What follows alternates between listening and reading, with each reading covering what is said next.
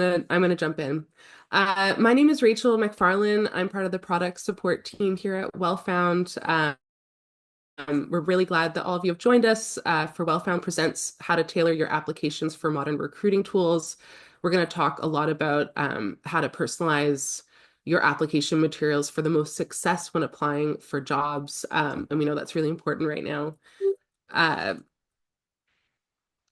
So I want to talk a little bit about what Wellfound is, just in case anyone's joining us that isn't super familiar with Wellfound. Most of you will have an account, but some of you may have found this webinar via LinkedIn or through a friend. Wellfound is a jobs marketplace that specializes in helping you get hired by cutting edge startups. Um, our job marketplace includes over 150,000 tech jobs. We've made over 8 million matches. And it includes a big startup tech community, but also like some larger public companies as well. As the years have gone on, Wellfound's been around for over 10 years. So just to introduce our speaker, we have a guest speaker today. Noelle Holiday is the VP of Human Resources and Operations at WriteSea. WriteSea is a suite of AI and human career mobility tools that help job boards and hiring platforms elevate their member experience by offering white-labeled career services. So their service specializes in helping candidates apply and provide guidance on their application materials for jobs. Noelle has 9 years of experience designing policies and programs that drive excellence in career services, technology, software as service, and nonprofit spaces. At WriteSea, she oversees international and domestic managed services, career services, partner relations, and HR functions. Her passion is creating user-centric processes that address real needs rather than relying on assumptions. So we're really happy to have you here with us. We're excited to hear all of your insights. Noelle also was able to take your personalized questions from our sign-up form into account when designing this presentation, which I think is just indicative of her user-centric attitude. And so we're really excited to have her feedback today. And on that note, regarding questions, we are going to answer questions during the call. We're leaving an allotment of time at the end as well to answer questions live. So what we encourage you to do is to ask your questions in the chat. We have a few other members of Wellfound here with us. We have Senya from our operations. We have Megan and Alejandro, who are both part of our product support team. Megan's our manager, and myself included. And we'll be answering your questions in the chat. We may put a fire emoji on a question so that we hold it until the end if it's something that we think is really broad and going to be helpful for Noelle to answer in front of everyone in a more thorough way. So don't worry, we're not going to ignore your question. We're just like holding on to it. Otherwise, if it has to do with your Wellfound account, if we can help you with a help article, we'll just shoot that information over to you right away. And that's it. So what I'm going to do is stop sharing, and I'm going to allow Noelle to take over and share their presentation with us. Hi, everyone. It's great to be here. I am excited to share our presentation. Rachel, I don't have share access right now. Actually, now I do. Thank you. So we are going to talk all about tailoring applications for modern recruiting tools so we can never not be thinking right about, and I know this from your submissions to the questions, AI tools, and everything that's impacting the job search these days. So we're going to especially focus on understanding what ATS is up to in 2024, and then what you can do with resumes and applications specifically in order to maximize your impact in your job search journey, as we like to call it at WriteSea. So specifically what we'll go through are some of the topics listed here. And what I want you to think about as we go through this is what you can do specifically, regardless of your situation. So a lot of concerns came up about ageism, switching industries, and switching levels to optimize your resume and applications. So everything we go through here, even if it crosses your mind that it's not relevant to you, it definitely is in some capacity. So you can always make changes and make adjustments to help yourself. So just hang tight through the entire presentation because it will most definitely apply to you, at least in one way, but I'm thinking in many ways. So the first thing we need to talk about before getting into anything else, which for some people is kind of boring, is the data. So The ATS usage report that JobScan puts out every year is what most companies think about and job seekers think about when they're trying to understand what ATS is doing, but especially how companies are using it. And so this data comes from 2023. The 2024 report will probably come out in October, so pretty soon here. But this is the data that we can look at from the last year. And what we're seeing year after year, but especially between 2019 and now, is a huge increase in what companies are doing with ATS. So as you can see, the majority of Fortune 500 companies, beyond the majority, are using ATS platforms.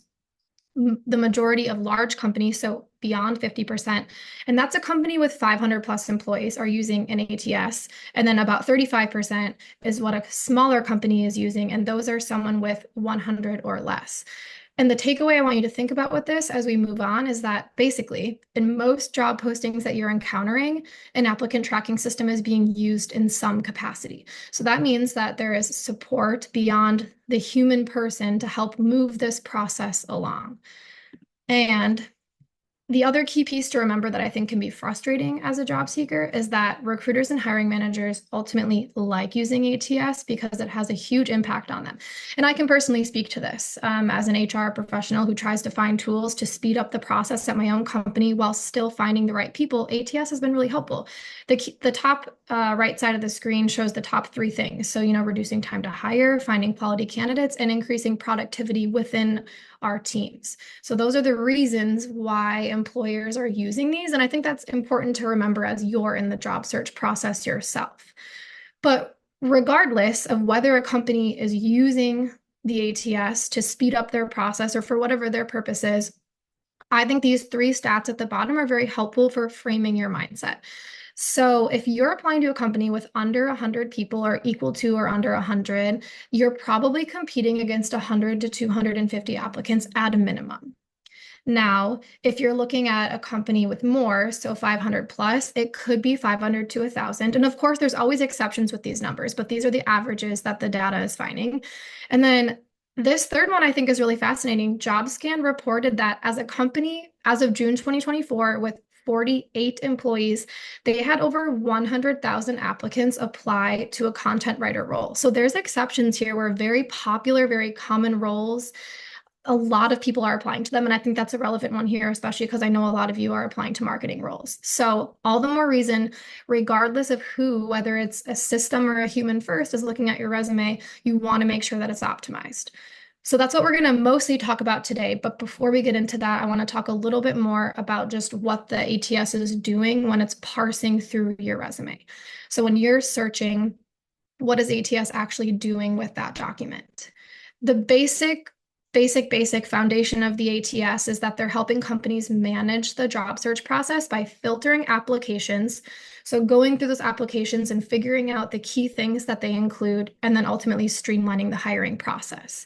So the key functions that the ATS is doing is the 5 bullets listed here. So parsing and screening resumes for specific content, looking for keywords in those resumes, automating workflows and notifications. So think if you could put yourself in the shoes of a human resources professional or some business leader who's running the company, the ATS is not only doing that resume work, but it's also helping automate the process. So maybe moving a candidate from one stage or the other, depending on what it's finding in the resume or not finding.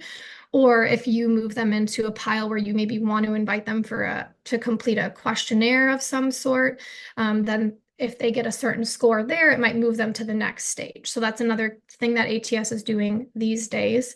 And then it helps manage interviews and also ultimately just communicate with candidates. So you can automate the sending of emails. And I think that's important to remember because some people apply to a job that they really want to have, but maybe aren't qualified for, and they're getting an automatic rejection or a rejection really quickly, and that frustrates them. But just the reality of the situation is that some companies either don't have the resources or the time or have so many applicants. And so they're just sending out an automatic turn down to maybe a resume that doesn't have a really important term in it. So, if you apply to a job where SEO is required, and then you don't have that in your resume anywhere, they could have maybe something in their system that says if a resume or an application question doesn't get answered with SEO or it's not seen in the resume, it is possible that you're getting an automatic reply that you don't qualify. And we'll talk more about those considerations as we go on. But Lastly, it's worth noting that the integration of AI in the ATS systems is becoming more and more popular. So continuing to use more tools to speed up that hiring process. Now, what does parsing actually mean? So that's the ATS system extracting information from your resume. And I know a lot of people know a good amount about the ATS and how it works in terms of parsing, but this is the foundation for understanding what to do with your resume and your application, which is why we're talking about it today. So what it's going to do is pull things like job titles, dates, specific words, qualifications, years of experience and things to determine essentially the level of which you coordinate or match with the open job. And whoever posts this job can actually choose what they want the system to scan for. So in that way, it usually is human driven. We think as AI becomes more and more involved in this process, it is possible that's maybe, someone says, I want to hire for this role, and then AI will kind of help coordinate what the system is scanning for. But at this time, the majority of companies who are using an applicant tracking system have a human who's deciding what that system is looking for. So they're extracting that information I talked about. And then the next stage is the candidate match. So it takes that filter and it decides whether or not the content of the application and or resume matches what it's looking for. And again, with the AI piece, it can actually summarize the information that it finds, and it can provide a summary to the human reader. So it could at this stage involve a human who's thinking, okay, I do or do not know how well this summary of information matches with the job. And then it could be a human that is selecting yes or no. So I think we find there's a common misconception lately that ATS is essentially driving everything, where like there's a no pile and there's a yes pile and there's no human involved. And for a lot of companies, there is still a human involved in several stages of the process.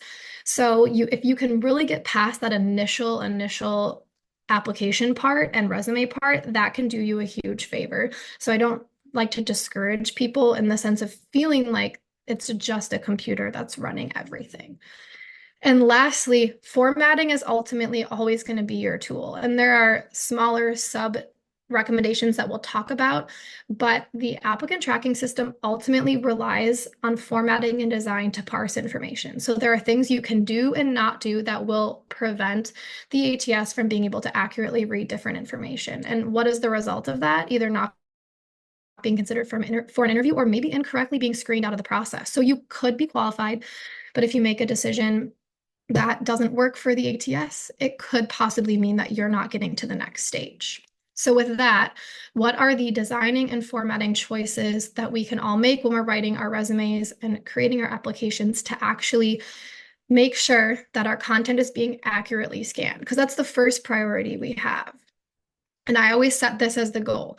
So you want to write, organize, and style your resume to create a strategic, readable, and attractive resume that targets your desired roles while remaining industry appropriate. And I do want to emphasize for a moment on the attractive resume part.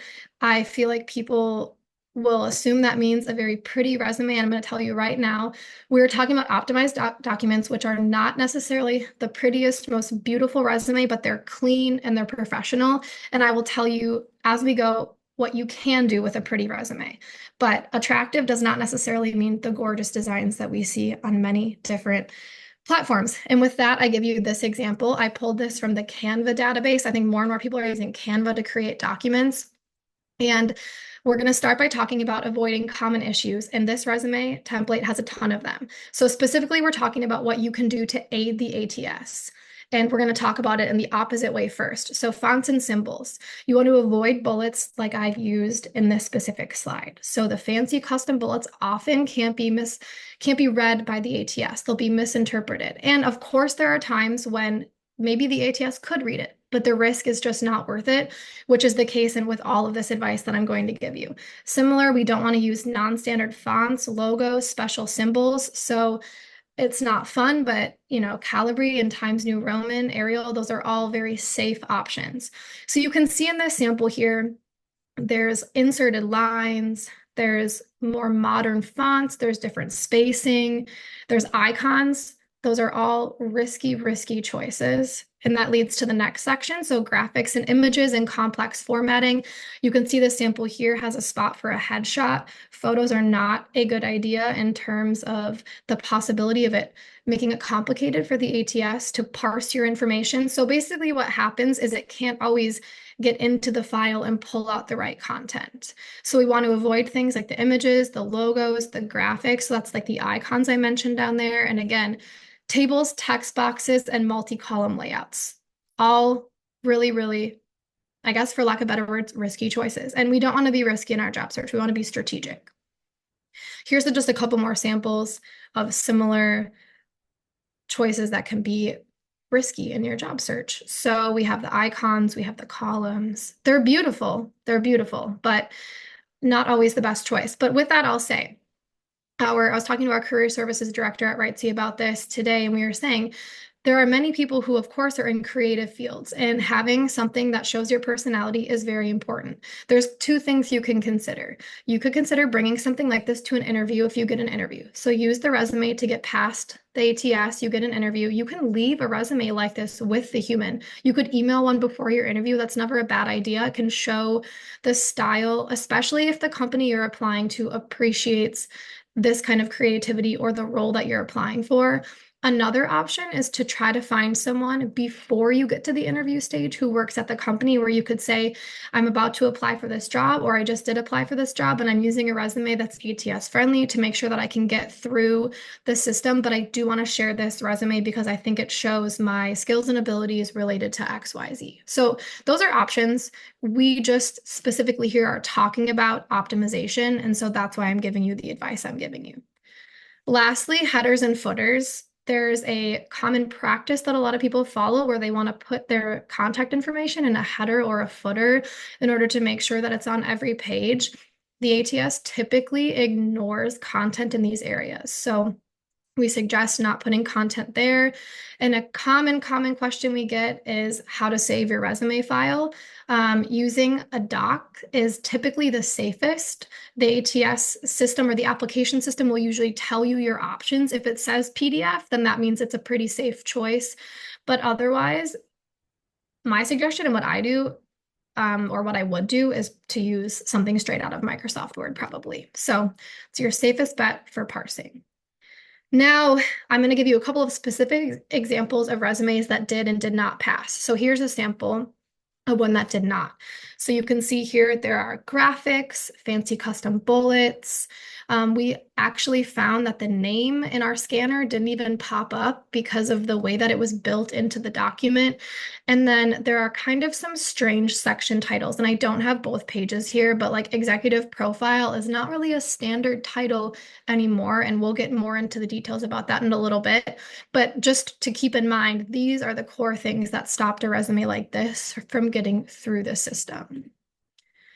Similarly is this one. We ran this through our system too, and we found that there was a lot of text under the company name and job title that did not come through, and it didn't make sense. So when the system tried to pull the order of information, it couldn't pull it in any order that was easily determinable by the reader. So just keeping things simple is very helpful.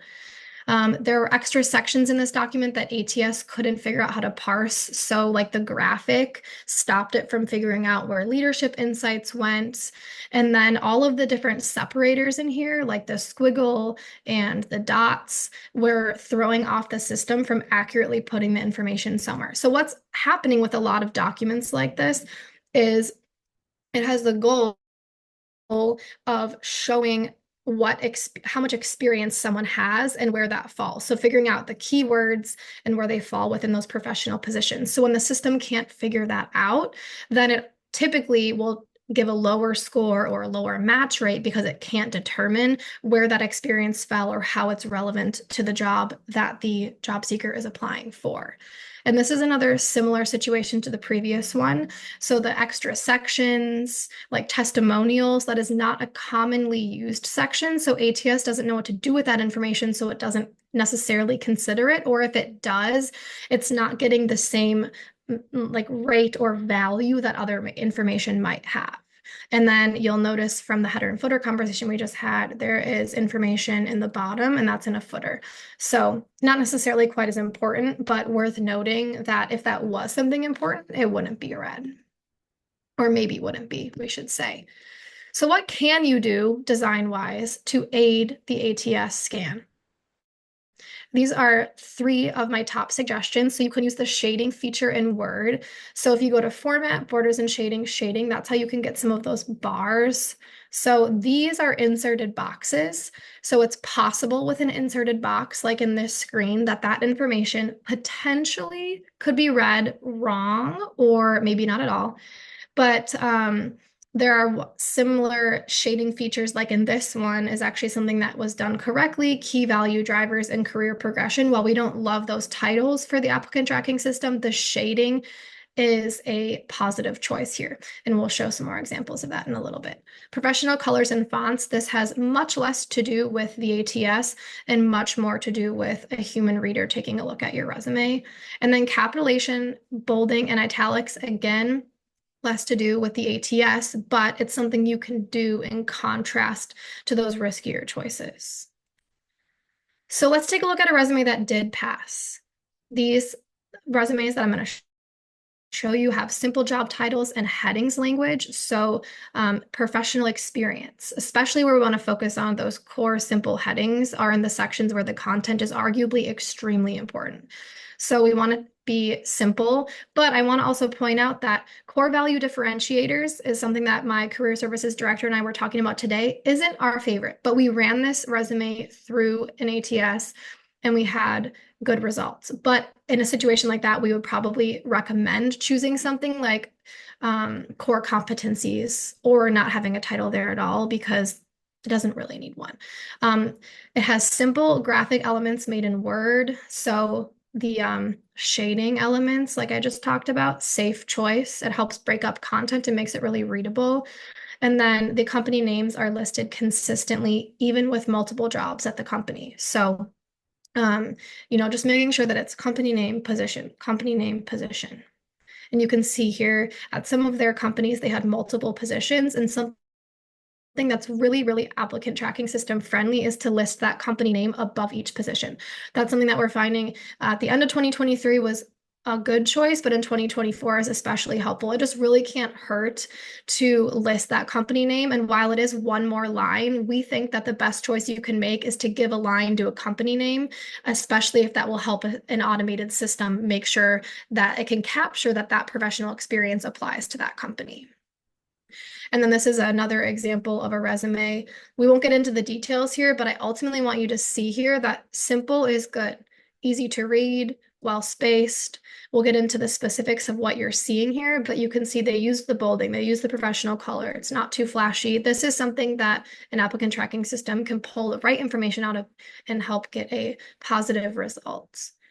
So let's talk about a few more things that can increase the likelihood of a match. Keyword optimization. So we'll talk about that in detail soon, but making sure the right words are in the resume.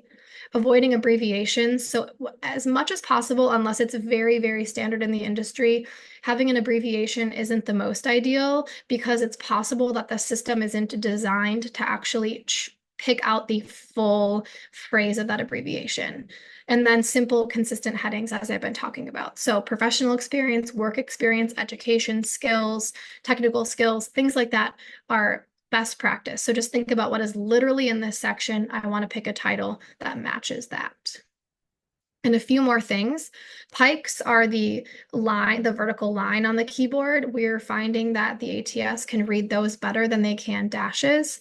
You want to avoid hyperlinks. So I think this is frustrating to some people because they want to, hyperlink like their LinkedIn or a portfolio. But if you can do something even as simple as creating a tiny URL for your portfolio to make something shorter and more professional, that's a great option. And then with LinkedIn, be sure to create that shorter custom LinkedIn URL so you can have just your specific name. So avoiding hyperlinks is a good choice. And then this can sometimes be less likely to the ATS reading, but chronological order we're finding is helpful for it parsing the correct information and putting it into the right piles. But we'll talk about some times that you might consider this otherwise, but chronological order is ultimately a really good choice for making sure that you're optimizing your resume the best you can. We're going to move on to keyword selection now. So this is probably one of the biggest and most asked about topics. And then we'll get into some more resume writing choices. So those things about ageism and moving into levels will be coming up soon. But first, let's just think about what we can do with keyword placement to continue to optimize our applications and resumes. So ultimately, keywords are what help an applicant tracking system or a human reader determine that you match the job or don't match the job. So it's really crucial for you to be mindful with the words that you're choosing to put in these documents, regardless of how much or how little experience you have, to make sure that you can get past that initial stage with an applicant tracking system. And the same goes if a human's reading all of the resumes. They're going to scan for the top words in their mind, and that's how they're going to decide to continue to read that resume.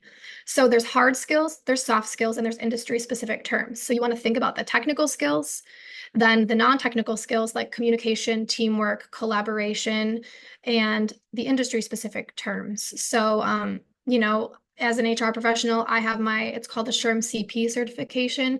If I saw that, that's a pretty industry specific term. If I saw that in the job listing, I would absolutely want to have that on my resume somewhere. So just think of those kind of industry words that you see. And that's really important when you're transitioning to a new industry. That's when you really, really, really want to push to have those terms in your resume.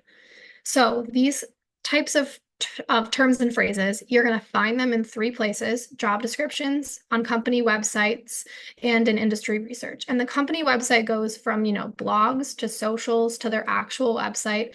And the industry research is, like the general internet searching that you would do to learn more about that space. So what are you hearing them talk about? Is machine learning a big word, or our agile methodology is something that you're always hearing a tech company talk about? Then those are the things that you're going to want to make sure is in the resume, regardless of what you're reading in that job listing.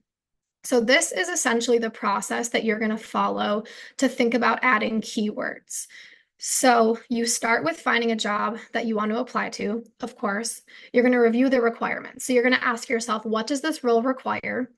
What are the actual roles and responsibilities that this job listing is talking about? And then you want to consider, what are other roles in this space requiring and involving? So that helps you paint a full picture of what might need to be in the resume. But of course, your major priority is going to be that company. And then you have to actually ask yourself this. And I think people, they've so badly want to believe that like they know deep in their soul that they're qualified for the job, but they just can't get it on paper. If you literally aren't qualified for the job, that is something to really consider about whether or not you want to put the time and mental energy and physical energy into applying for that job. Because if you don't have the immediate required qualifications, you will likely not be chosen, especially if you're competing against a lot of other people. And I feel like that's always disheartening to share, and it's disheartening to hear, but it is the reality of the current market.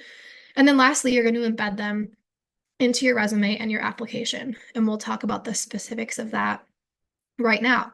So your best practices with embedding them are going to be ensuring the keywords align with the job requirements. So what is in there? You're going to be honest about your experience, and you're going to be honest with yourself, and you're going to avoid buzzwords. And we'll talk about what those are after a little bit. But first here, there's the two places you're embedding the keywords: resumes and applications. So you can think about embedding them in bullet points to describe your achievements and what you've done. You can use keywords in summaries. And you always want to use them naturally and you don't want to be overstuffing your resume with the words. So think about if you've ever read someone's summary before on a resume, or like their bio, and you think to yourself, like, I actually don't really understand what they do. That's what you do not want to do in your own resume. So you want someone to pick up your resume and actually gain an accurate picture of what it is you do on a day-to-day basis and have done in your previous roles. And then you can consider using synonyms of various keywords. So if you're moving into a project manager role, it's a great idea to have project manager, project management, manage, and things like that. So different variations of the same phrases. And then the similar approach applies to applications. So when you're answering questions, whether it's a box or actually typing out your professional experience, you want to make sure that you're getting those keywords into the job application. So let's talk about an example. So I chose a sales role, and the key thing they're looking for is an experienced sales director to lead their enterprise software sales team. So the first thing you're going to do is mindfully review the role and requirements. And so what you're finding here is that the responsibilities include things like developing and executing strategic sales plans, managing high-performing sales teams, driving revenue, working with cross-functional teams. So you're going to just try to pull out some of those key insights. And then you note the required skills. And this is something that we find a lot of people skip over, is they don't take note of the required skills. And those skills are literally what the employer is looking for. So you'll see salesforce.com is in here, and it doesn't say Salesforce, it says salesforce.com. So my recommendation in a resume would be to put salesforce.com. And if you don't have that kind of skill, you should consider going and exploring that tool. Maybe you can find a certification course on it. There might be something on LinkedIn that you can do through LinkedIn Learning, but that would be a way that if you don't have the skill, you can add it. And that's going to kind of be your key ticket to trying to get further into that application process. So after you've done that, you're going to evaluate your own alignment. So you have to ask yourself, what have you done that applies to what you're finding in this job listing?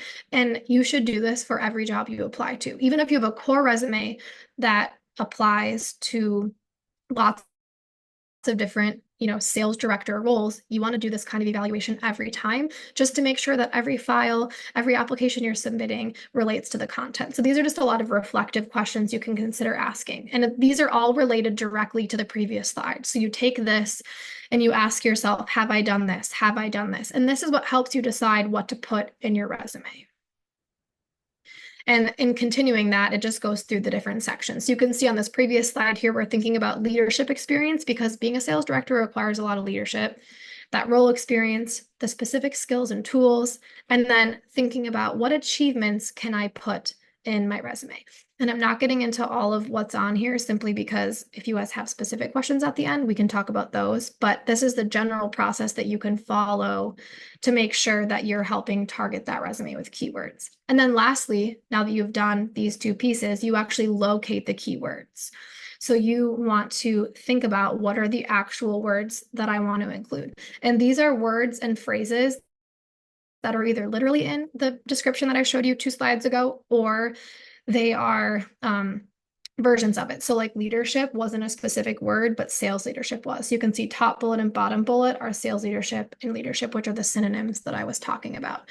So there are a couple tools that you can use to determine these, like using an AI tool. So say you use ChatGPT or something like that. You can put a job description into a tool like that and have it pull out common words, but then doing your own research is always a good idea, just to make sure that it's accurate. Word cloud is another one, so you can see like what's coming up the most often or in what capacities. So here are some additional best practices. You want to avoid buzzwords. So why give space to something like possesses strong communication skills, team player, or highly motivated, when you can create a bullet or give more space to something that is specific? And I'll give you some more examples pretty soon here of what that actually looks like.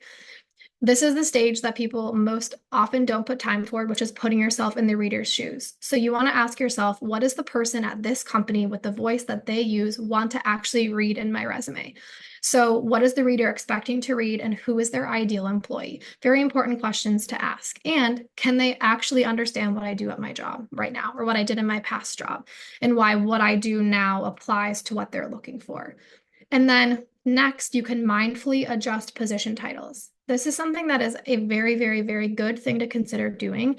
And we're going to go into some specific examples here. So for example, we're going to talk about the two on the left side. You can see the two bluish purple phrases. This is what we're talking about first here. So someone is currently a business development manager, but they want to apply for a sales director role. Anyone who's in the sales space or understands this type of work understands that these two are related, and that someone who's in a business development manager role who has leadership experience is probably qualified to be a sales director. However, they can use some of the titles in the adjusted resume title options category to show that they have that experience literally, and that can help the ATS. So for example, they could put that they were a sales director equivalent business development manager. So that shows a reader in the system that they've been a business development manager, or they are, but they essentially functioned as a sales director. So that's one suggestion. You can also consider putting under the title a subtitle or a descriptor. So like to show essentially what you do at your job. So leading sales teams and driving revenue growth through strategic business development. Whatever you put there should be what you want someone to know that you did, because it directly relates to the job you're applying for. So this is what you're tailoring to your goals.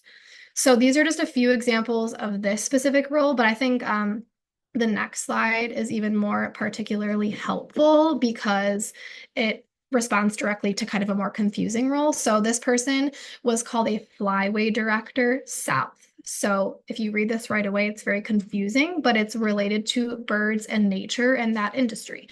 So my career services director worked with this person recently to create a resume for them. And essentially they function as a business operations director. So that's what they want to apply for. So what you can do is adjust your title to be more clear for the job you're applying for. So the two options here would be Southern Regional Director or Regional Director South. The key thing here is being honest. So you don't want to make up a new title that has nothing to do with what you are doing. What you're doing is creating a title that is more known in the industry and accurately depicts what you do in your current work. And I can answer more questions about that at the end if that's not clear. And then we'll just talk about buzzwords really quick. So instead of saying something like serve as a team player, you can pick something more impactful. So you can talk about leading or collaborating or managing, depending on what your role was in that capacity. Here's a more specific example. So if you want to be a project coordinator and you know that you'll have to collaborate and lead teams to close projects, you don't want to use kind of what we would call the bland, broad language that everyone uses to say that you're goal-oriented. But instead you could talk about how you accelerated project completion rates by a specific percentage. You managed 3 cross-functional project teams to drive, on-time delivery by a certain percent. So you want to choose wording that's very action-oriented and specific instead of giving yourself kind of a more broad phrasing that could apply to a lot of people.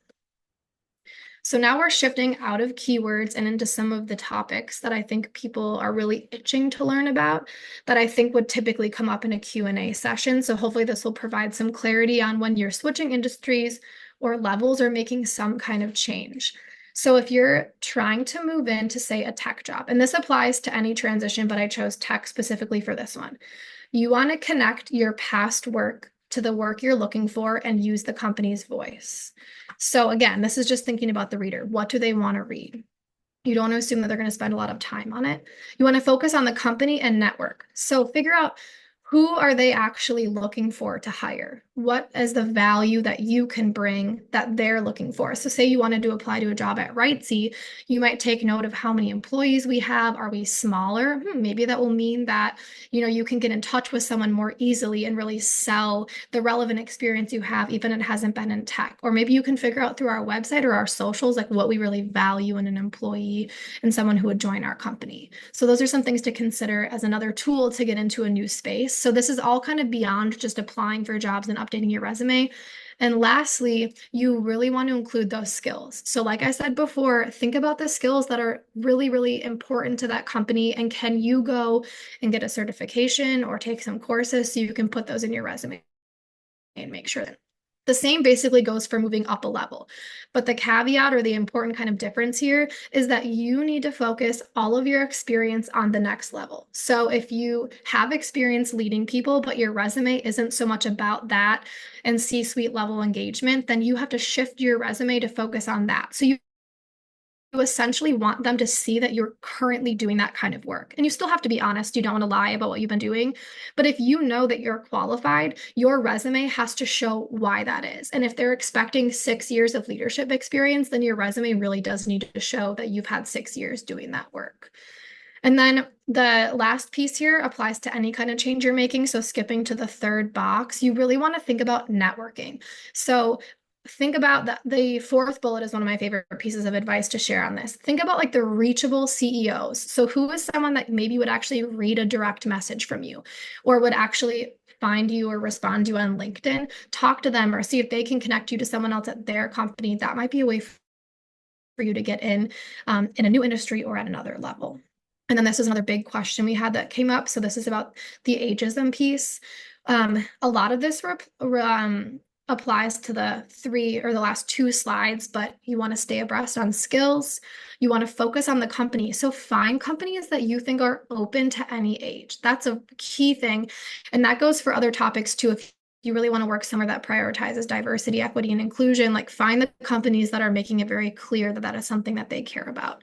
And then the last piece is this, thought leadership. If you can try to speak at a conference, attend conferences, and follow the advice on the previous slides, those are going to be your tickets to really helping yourself. But here is the sort of last key element that's helpful. So if you have 10 to 15 years of experience, put that on your resume and nothing more with bullets, and create an earlier experience section and leave the years off. So you'll detail out 15 years of experience. You can have another section that shows what you did before that, but you don't the bullets. Your more recent experience speaks to your accomplishments. So this is for someone who has current relevant experience, but just a long work history. So again, earlier experience, you can list your jobs, but you want to keep off the years and the bullets. However, for people who are concerned, and this came up too about ageism and or a lack of relevant recent experience, you still want to follow chronological order. So still have your most recent experience first. And you can have that earlier experience to show those earlier relevant roles that you had, but you can consider a highlights section at the top of your resume that shows that earlier experience. And so, you can talk about how that role you had 20 years ago, which maybe is your only relevant experience, put that at the top and show what you did and what you accomplished there, just to make sure that it comes to mind right away. You can also consider a short one-liner at the end, that just says that after your earlier experience, it can say something like 10 plus years earlier experience leading operations teams and doing XYZ. So that's something that you can put below an professional experience section, or you can consider putting under an earlier experience if you just don't want to include quite as much. And so the last thing that I'm actually not going to get into, just so we can do Q&A, is putting a resume together through a thoughtful process. And all that you need to know about this is essentially that you need to reflect through your process. So think about the goal of your actual resume. Create a skeleton. Don't spend so much time in the front thinking about formatting and design, because I think that's where people get lost and stressed. Just get your content in there. Put your last however few years you have, up to 15, get that in the resume and put your skills and your summary and your competencies and just go from there, versus kind of getting all stuck in how it's going to be formatted and designed. And then you always proofread and you always ask yourself, is this resume going to give the reader the information that they're looking for? So that is the core of the resume writing process in as efficient time as possible. Rachel, I will stop sharing and hand it back to you. Oh man, thank you so much. That was wonderful. And I think covered so many of the candidates' questions and was just like incredibly thorough. Thank you so much, Noelle, for doing this. We have so many questions. Okay. So I'm gonna try my best to get us through them. But if we don't answer all of them, we'll try to get some of those answers and distill that in the email follow-up that we send to everyone. So don't worry, we'll have a recording of the chat and everything. I'm going to go chronological just because it is the only way I can make sense of it. So the first question we had was, in larger companies like 500 plus, is there any data about how many people are hired from outside applications versus how many are hired from internal referrals? You might not know this, but maybe you have some insights. Yeah, I don't have a specific data information on that, and the report I was using doesn't measure that. However, I think it's worth considering that internal hires are an unfortunate reality, and in many states, it's a law that a job is posted publicly, even if you're going to hire internally. And so that is just an unfair reality. I think I've heard some people have better luck if they wait like a week after a job is posted, because sometimes like that's the length of time that a company will leave it And then, typically they're leaving it longer if they're looking to hire outside of there. Like that choice is, Yeah, a personal choice you could make. that's a good tip. Thank you. The next one is from Kel. I'm gonna kind of summarize this one, but basically, they had a friend who secretly applied to a company. Actually, I'm going to read it. I feel like I'm garbling this. Someone I know hired an online hiring company to hire someone for her company. She secretly applied for the position and got rejected right away. When she contacted them, they said that she has certain criteria that she didn't meet, and she canceled their services. But I think the core of this question is this like a fluke kind of thing that's happening, or would this be like a common occurrence in this market? Which I think maybe your presentation might have kind of answered that this can happen, right? If the resume is not formatted correctly or whatever. But Yeah, yeah. If I'm understanding it correctly, like if there were formatting errors, or honestly, if the company, like, if they ultimately picked four things that they were looking for and prioritizing, and the resume didn't read those, like the system would deem you unqualified. And just to give an example, my husband submitted a resume for a job that internally at his own company that I ultimately did feel like he was qualified for. However, I will say we kind of just like threw his resume in to see what would happen and didn't spend a lot of time on it. And even though I know his personality and experience were right for the job, he got a rejection email from, I'm sure, their ATS system in like a matter of 10 minutes. And I don't know that this situation was exactly that, but it could very well be that that's just what happened. yeah, I've seen kind of the same thing actually on Wellfound of people trying to test their own jobs, but they're not actually the right role, or like they're not actually in the right location. They just want to make sure it works.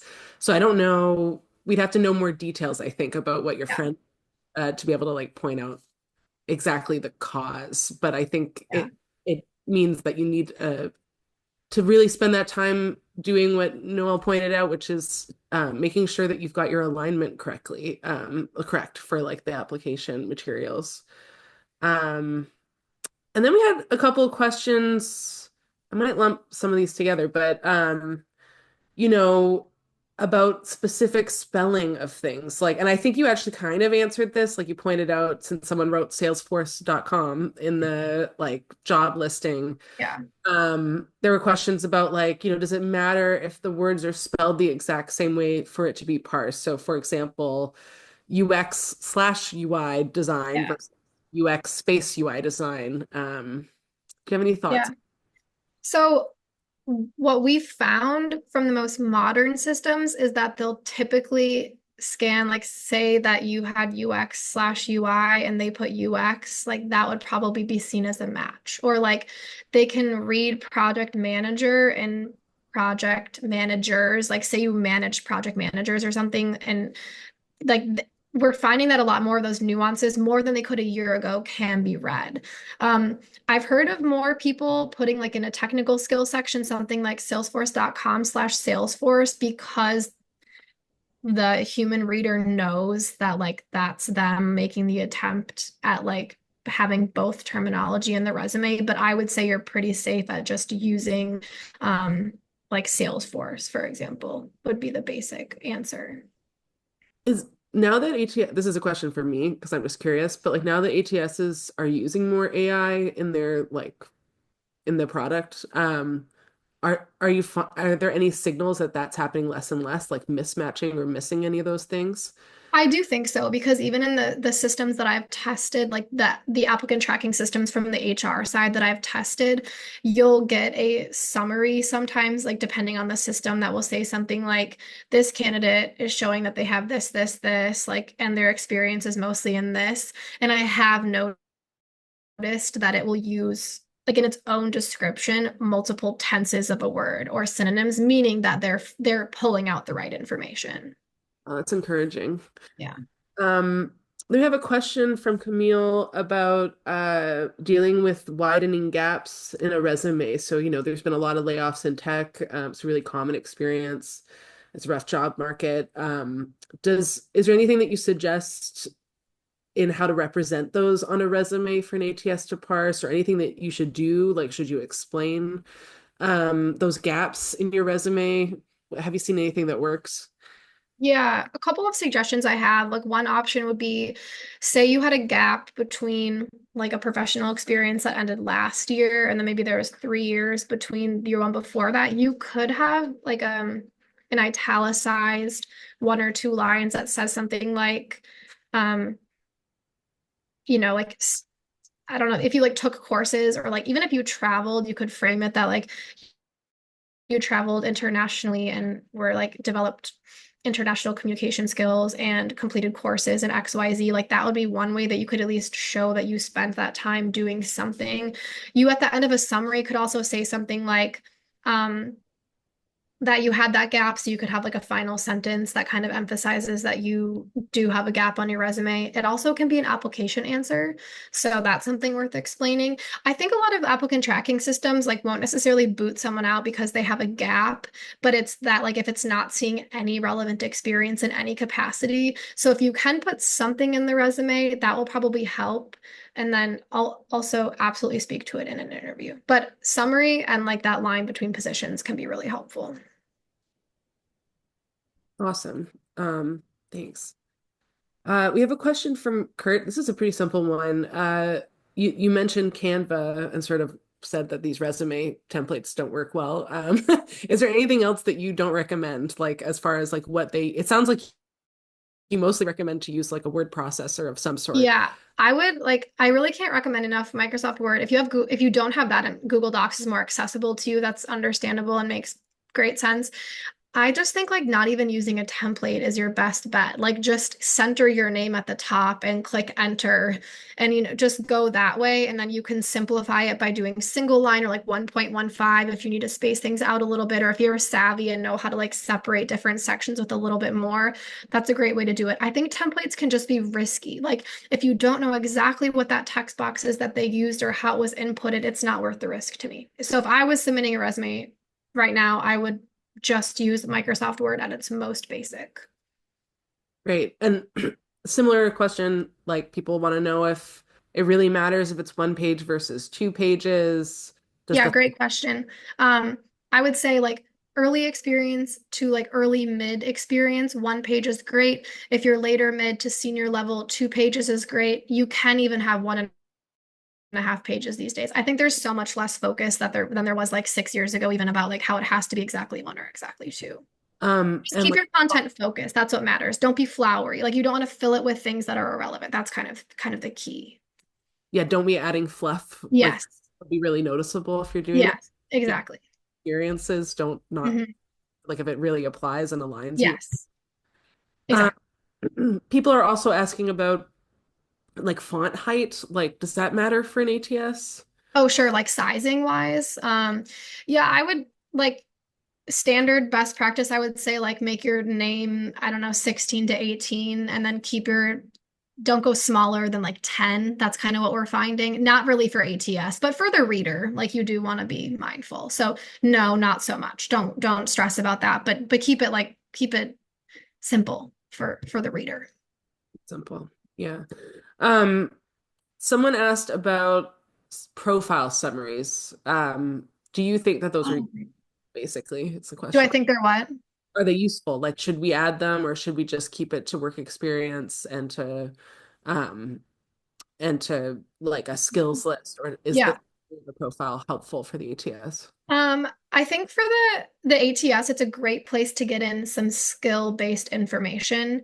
It's also a really nice place to clarify some of the key experience that you have, like the unique things about yourself that the ATS, like especially when Rachel mentioned before, like that summary that an AI system might pull out for that, or the ATS itself might.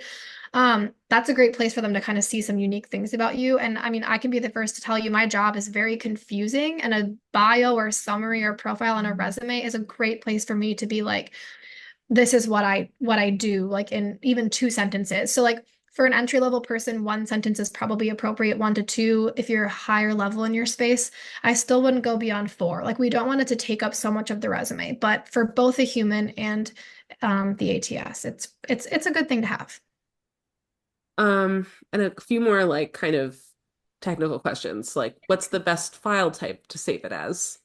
I mean, I obviously think The safest is just like a docx, like any kind of doc form, PDF. If the system says you can upload a PDF, like we're finding that it won't tell you you can if it's not going to read it effectively. But if I was going to upload my resume, I would probably just do it as a saved Microsoft Word document or download you could download like a Google Doc as a doc. So. Yeah. Okay. And then skills and your core bullets, should they be at the top or bottom? I guess it's a more general question about like, does it matter how you organize the details on the That's resume? a great question. It doesn't matter in terms of an applicant tracking system, but I think for standard practice, doing something like summary, you could have some core competencies. So you've seen on those samples I showed like kind of those like softer but targeted skills, something like that. Professional experience, you could have like a technical skills section. So that's where like if you're someone in the tech space and you have like programming languages and methodologies and something else, you could have like a few bullets and then list those, or if one bullet with a list of skills with that pike between them. So doing sections like that and usually ending with education, unless you're earlier in your career, you could put your education at the top. Okay, great. Um, Bullet points, are asterisks better or Like for actually like creating a bullet, yeah, just like do a simple dot. a simple dot. Okay, Yep. great. You, Um, I guess in terms of plain text, like you could do an asterisk. Maybe if you were like putting it in an application itself, I would go that route. Like you could use an asterisk. Like if you're in like the body, you know how some applications still require you to like list what you did at a professional job. it's That qualified. can help. Yeah. Yeah. But in the resume itself, just do the dot. Okay. Noel, can you stay a little bit Yeah. after? Yeah, I have time. Anyone can they can say themselves. We have so many questions. That's okay. I don't mind. The questions are so good, so I, I wouldn't mind hearing the Yeah, no, I'm fine staying. anyone who wants to go, of course, we're gonna send a follow-up email with some information as well. So don't worry if you've got to run yourself. Um, this is an interesting kind of question. So, about how long would you recommend spending on spending to reflect on the listing and customize your resume? And they said, I think I'm thinking about quality versus quantity when job searching. So I guess it's like Yeah, how much is it really worth your time to be doing this? Because it's going to limit how many you can send out, I guess. yeah. I mean, if your priority is quality, like if you want to do quality over quantity, I don't think that hurts.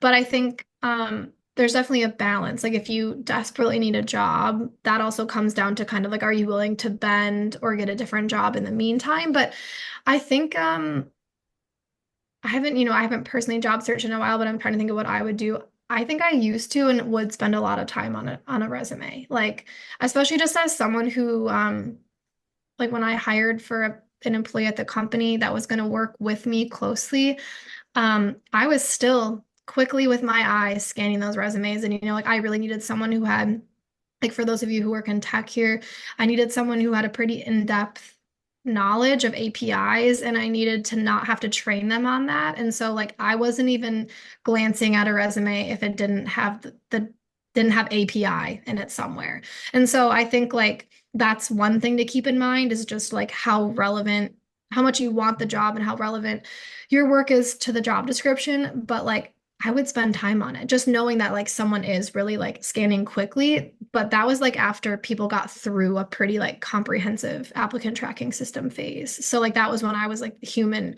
reading through the resumes. But I think spending time is worth it. Like really echoing that job description, like the tone, like if they're looking for a certain kind of personality trait, like figuring out how you can get that in there. I think the time is worth it.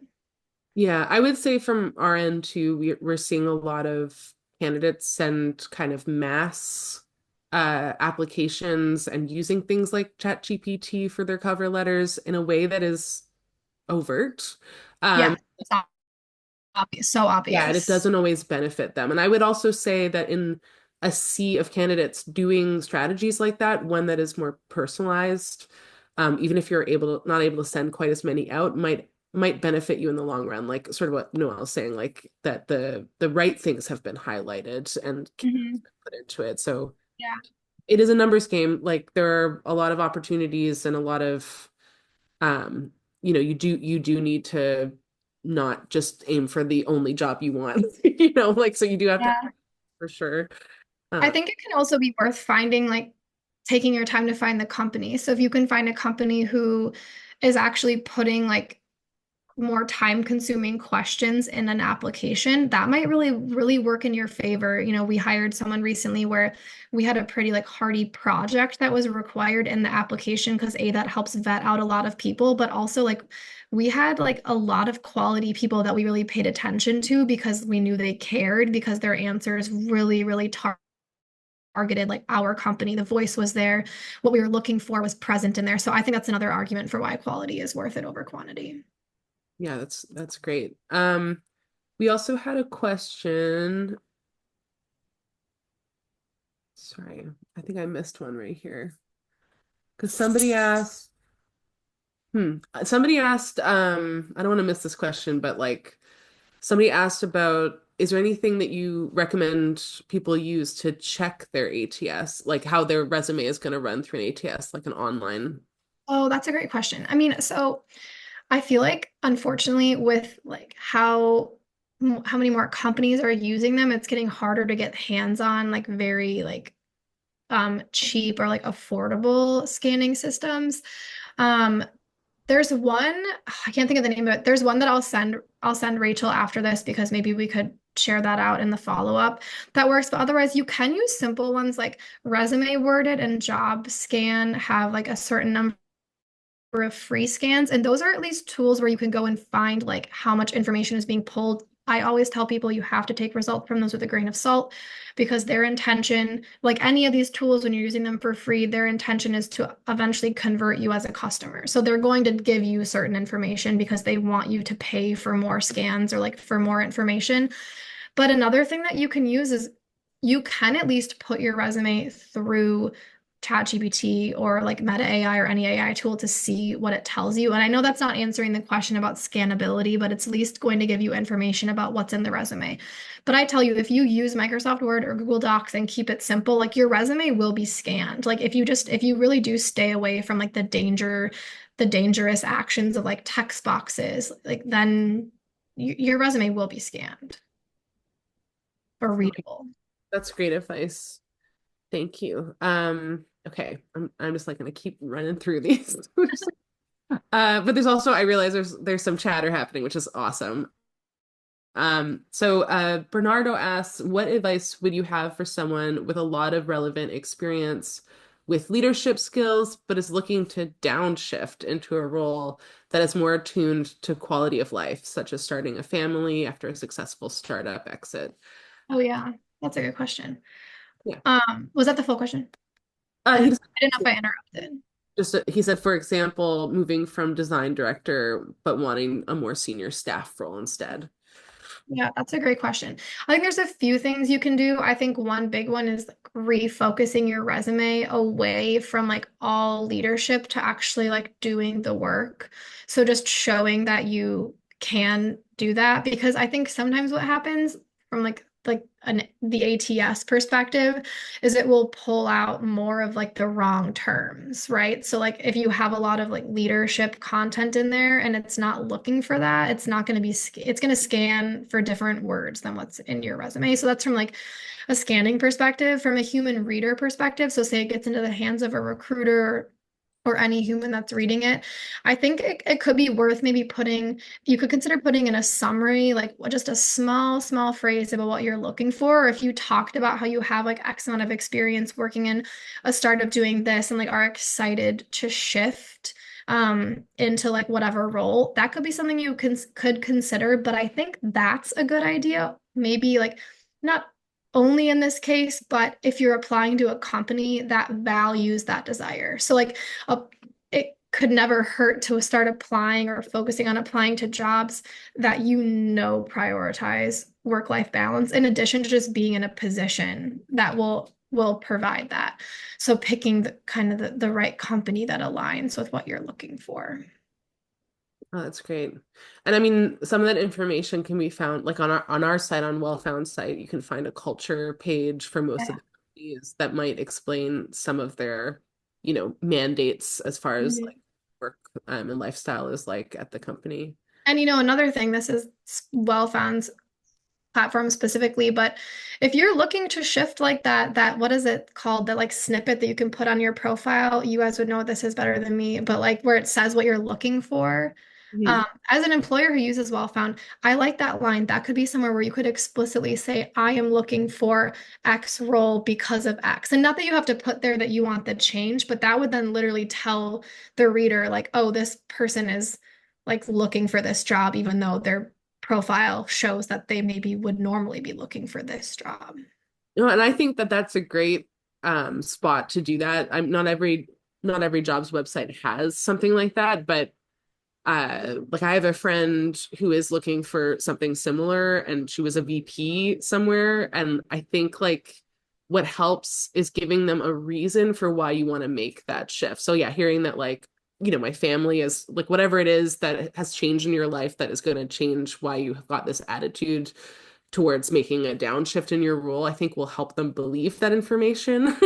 Yeah. um, which I think it's helpful. It also shows a little bit of your personality if you can spin it in a way that relates to like what the company is up to. Maybe it is a company that is based on, Yeah.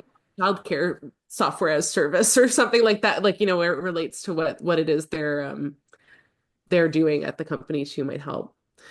Okay, I don't know if we're gonna get to all of them because I don't know how much late everyone can stay, but let me keep trying rolling through these. Actually, Alejandro and Megan, if you want to go through and just like still flag with the fire emoji ones that I think you think would be good. There's some chatter and I can't just to work out which ones are the questions. But I have one here. Um,